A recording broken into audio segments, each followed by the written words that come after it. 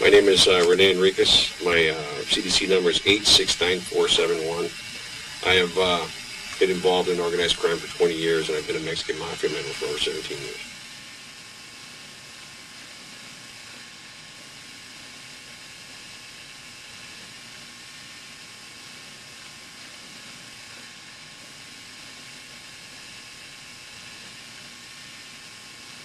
The structure of the Mexican Mafia is comprised of three components. The members. There are about 100 members in the United States, including the federal prisons, Arizona state prisons, California state prisons, and members in society. It's a small group, but it's very powerful. The members believe in a contractionary philosophy. Fewer members, bigger pieces of the pie. That's why there's so few numbers. There are also the camaradas, who are next in the descending rung of power and importance in the organization. The camaradas are the soldiers, the backbone. These are the doers in the organization. They comprise the crews, the mesas, which are controlling boards on the main lines, which control prison main lines. They pretty much effectuate most of Mexican Mafia activity in society and in prisons. And then there are the sureños. What the MA considers sureños are anybody from Southern California who is Hispanic or part of a street gang or illicit type activities. It can also encompass individuals that come into prison from Southern California. They're considered sureños as well. Well, those are the three components of the organization. Each individual has a specific crew. He has an individual that visits him, and he communicates with that individual, his wife, his girlfriend, his friend, and they have a specific established code. Say, for instance, I understand that Pelican Bay listens to my visiting tapes, and say, for example, you're my visitor. Understanding that an individual is monitoring and taping my conversations through past indictments, we understand every monitoring and surveillance technique utilized by Pelican Bay. We understand completely what Pelican Bay is capable of, and it's not very much. Say, for example, that you were my visitor, and I needed to talk about a crew member paying a specific amount of money. I'd say, how's everything at home? You would tell me, everything's fine. Joe came by last month, and he helped me in the garden. He planted 4 rose bushes, and he says he'll come back every month to help me maintain the yard. To the individual monitoring this tape, it sounds like Joe came by and helped my wife do gardening in the front yard and planted some rose bushes. To me, I understand this to be that Joe came by and paid me $400 last month, and he says he's going to be by every month to pay $400 and to help around with the crew. So it becomes esoteric to the individual layman who's listening to this tape. But for the insider, I understand completely what's happening. And the codes are crew specific, so it becomes rather difficult to decipher these cryptid messages. So it's pretty easy to circumvent the security procedures in terms of visiting. Not only do they use this carnival talk that we like to call it, and this innocuous form of conversation to circumvent the things, the security measures, but we also use sign language. We all studied American Sign Language in the Mexican Mafia. Most of the individuals understand some form of sign language. We have money, drugs, dead, hit. There are a multitude, black. There are just a multitude of signs that we've learned and utilized in the visiting room in order to circumvent the audio recording.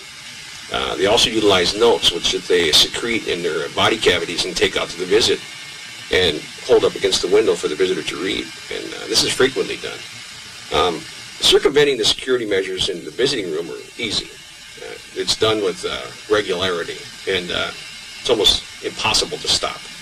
And every weekend, from that visiting room, there are assaults occurring. There are crew instructions going out. There are RICO activities going on. Money laundering. I mean, any crime that you can imagine is occurring in that visiting room on a regular basis. I personally utilized the trust accounts to launder money. I would receive Mexican Mafia payments from multiple sources. And this was only a small fraction of the overall payments that I received. I know multiple individuals in California state prisons, federal prisons, that utilize these trust accounts to launder money. They receive money from a variety of sources, and once it's on their books, they fill out a form called a trust withdrawal application, and they're entitled to release money to any individual they wish. We do this on a frequent basis. I was allowed to utilize the trust account system to buy U.S. savings bond, double D savings bonds, thousands of dollars worth of bonds. I was allowed to establish a bank account and earn interest on the account in the Bank of America in Crescent City from Pelican Bay. All of these savings and these bonds were placed in the Pelican Bay State Prison vault.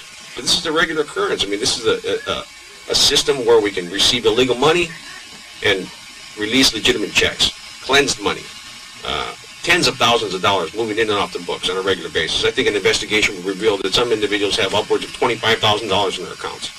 These are individuals in shoe who haven't had a job in 20 years who receive this type of money on a regular basis. In small payments, small increments of $100, $150, $200, $500, but it's cumulative. Every cent of that money is criminal money. There's no mistake in it. It doesn't take a rocket scientist, and I don't mean this in a derogatory fashion, but it doesn't take a rocket scientist to figure out that the Mexican Mafia are receiving increments of $150, $200, $350 on a regular basis, is amassing money from illicit sources.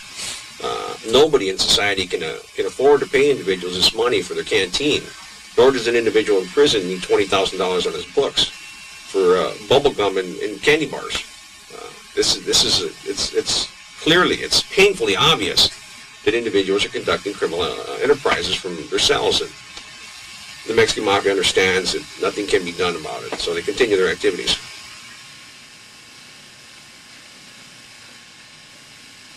There's also trips OTC, we call it OTC, up to court. This is where an individual in a specific county subpoenas multiple Mexican Mafia members or singular Mexican Mafia members down to court. When the CDC receives a subpoena, it has to release this individual to the county that's requesting him as a written witness, material witness, and they're always bogus. They're always bogus. There's no premise to bring these individuals down. It's solely a Mexican Mafia member sending communications to a county, to a specific individual there, requesting that he pull him down for trial. This is done with frequency. We once attended a meeting, 15 Mexican Mafia members in 1997,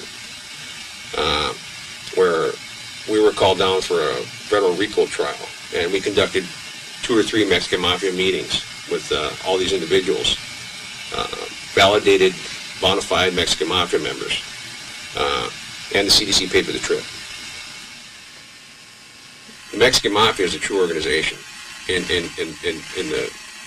the purest sense of the phrase. It rivals with some of the more traditional organized crime groups, La Cosa Nostra. Although we haven't replicated their financial success, we far exceed their influence. The Mexican Mafia has a stranglehold in Southern California. It's expanded to Arizona. It has members in New York. It has members in Florida. It has members in Hawaii. It has a member in Connecticut. The Mexican Mafia is extending and expanding rapidly. The progression you see now of the Mexican Mafia is nothing compared to its unrealized potential in 10 years. It will reach that if the CDC and law enforcement agencies allow it to proliferate and continue as it is today. It is not a prison gang. It's obvious that there are prisoners who are Mexican Mafia members, and there are gang members who are Mexican Mafia members, but there are actually very intelligent leaders in the upper echelon. I was a member of the upper echelon, of the elite individuals that had strong business acumen, that set policy for the organization. And I know the objectives of the people who are at the leadership, or at the helm. And they intend to create a huge organization with very few members, but with huge potential. True organized crime, in the purest sense of the word. It's organized crime. This is not a prison gang. This is not a bunch of individuals sitting around wearing headbands and khakis, a bunch of cholos acting tough. These are gangsters. These are contemporary, modern-day gangsters.